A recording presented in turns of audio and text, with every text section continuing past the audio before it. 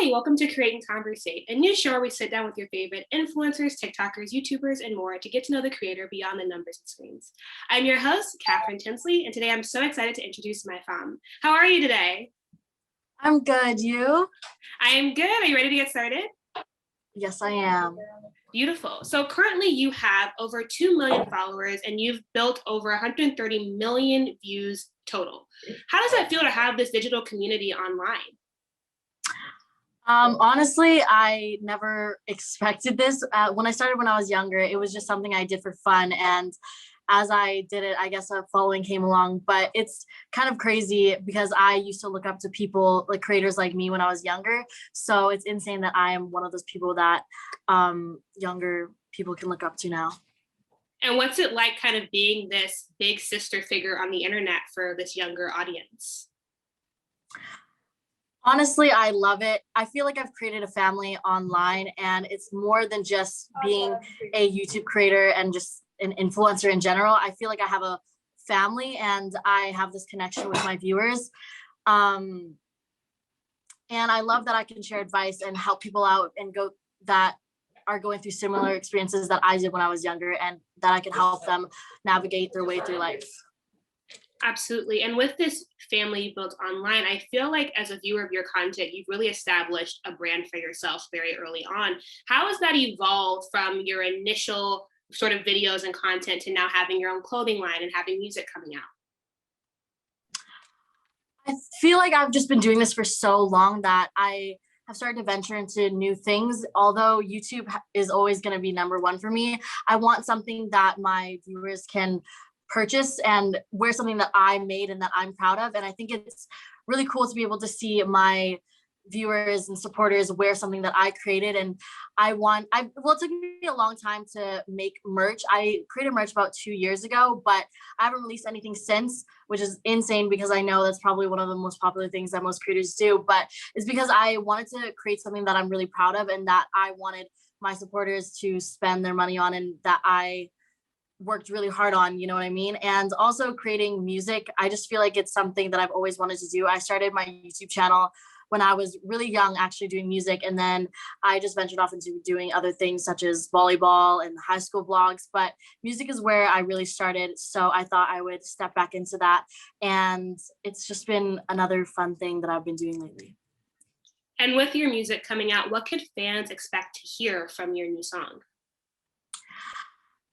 Oh, I've been working on this song for probably about 3 months now. It's something that I don't want to talk about it too much, but it's something that I really relate to personally. And I think a lot of my supporters could as well. It's also just something very raw and real. And I think that there's just a lot of meaning behind it. So it's really special to me. Absolutely. And with the content that you've been creating musically as well as in fashion, what has been your creative process in balancing all of these kind of talents? Honestly, I never thought that I could do it. If you told me that this is what I've been doing 5 years ago, I'd be like, you're insane. But if it's something that I really love, which I do, it doesn't feel like work to me and it hasn't felt stressful to me. I have been managing and doing YouTube and traveling and music and creating this clothing line all together, and it hasn't been too stressful just because I feel like I have a real passion for it. So it never feels like work. It's just something that I enjoy doing and another hobby of mine. And with you balancing all of these hobbies, what has it been like being vulnerable on the internet while also balancing self-care?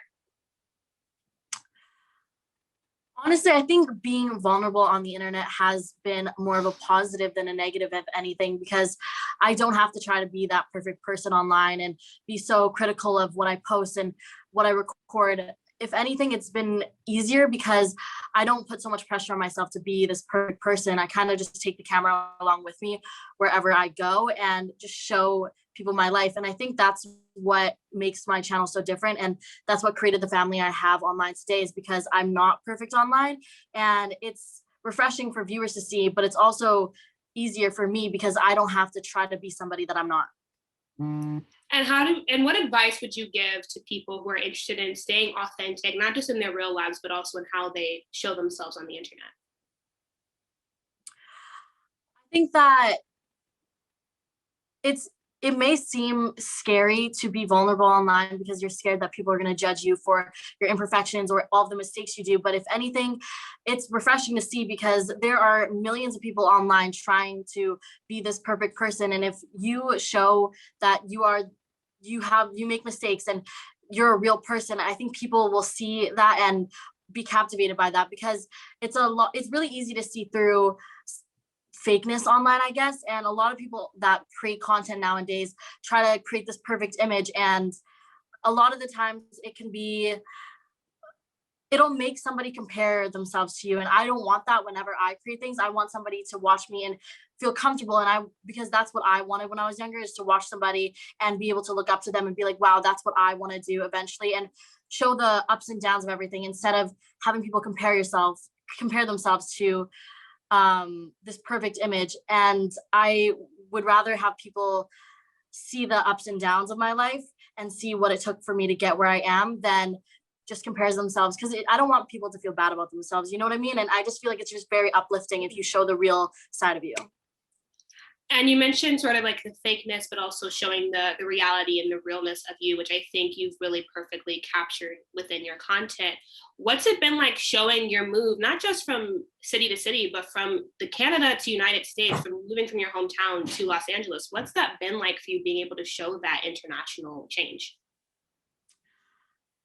I mean, I always knew that traveling and moving was what I would love to do. I wanted to live in different cities. I knew that ever since I was young. And what helped me go through that process without any adults or anybody really guiding me was people online.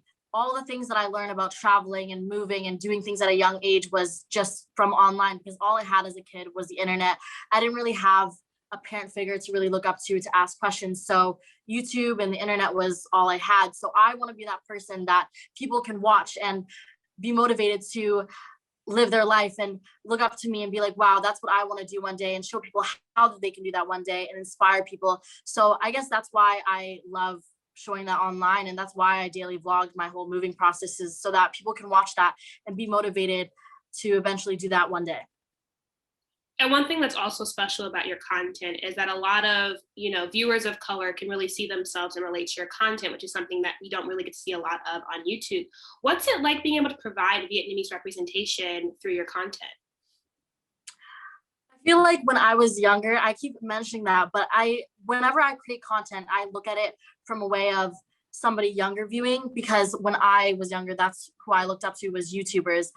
And seeing a lot of people that I just feel like everyone kind of looked the same, and it was very unmotivating because I never thought that I could see myself in that position, because I can't actually picture myself being in their shoes.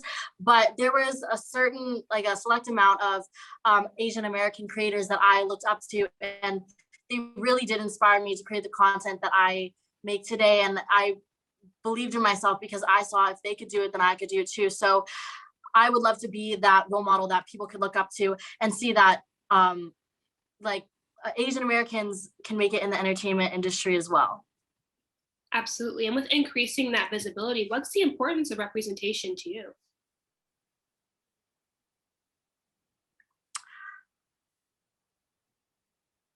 I think the importance of representation to me means that, well, I came from immigrant parents, so I'm a first Asian American immigrant, and I always compared myself in school and beat myself up when I was younger, being in school and just being different compared to all the kids around me. And I always felt different and I guess weird, because I wasn't the same as everybody else. And I feel like coming online and normalizing all these Asian American stereotypes and being real about it. And I try to create a platform where people that look like me can come on and feel comfortable and not feel ashamed of their culture. And that's what I try to do. And I know a lot of people don't talk about it enough, but having immigrant parents is a lot different than I feel like the normalization of most families.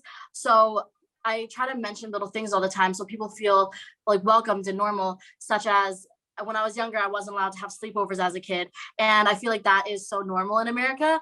And I like mention those little things all the time so that people can watch me and be like, wow, same. Because when I grew up, the reason why I watched so much YouTube was because I wasn't allowed to hang out with friends like all the other kids in my school were. So I try to mention those things and make it seem more normalized, because I felt so different and weird as a kid and felt like I was kind of trapped at home because I had Asian parents. So it was just different the way I was raised. So I try to be open about that now so that people can feel comfortable online. It's also beautiful, like the similarities of communities, because I have a Caribbean mother and it's very similar Yeah. realities. No Yeah. sleepovers, do well in school, go to college. But my final question for you is going to be, what has been your greatest lesson you've learned from being a creator online and providing this authenticity throughout the years?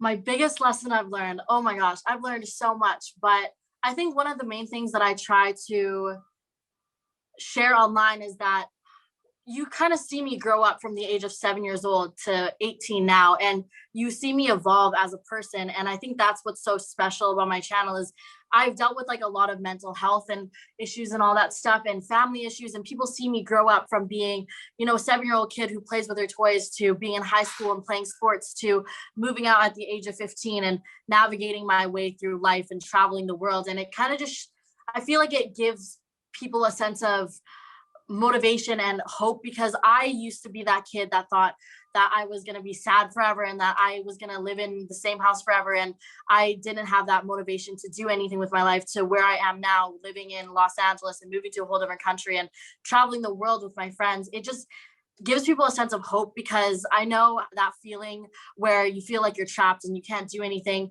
but I literally show it on my channel how you can change your life and go from such a depressing state to where I am now, which is like the happiest I've ever been in my life. And I really just show the steps that it takes to get there. And I wish that I had that growing up, because I know that sometimes you may feel like there's not much out there, but you can see me online just watching my videos go from being in high school and sitting in my room all day to where I am now. And I think that's what's so special.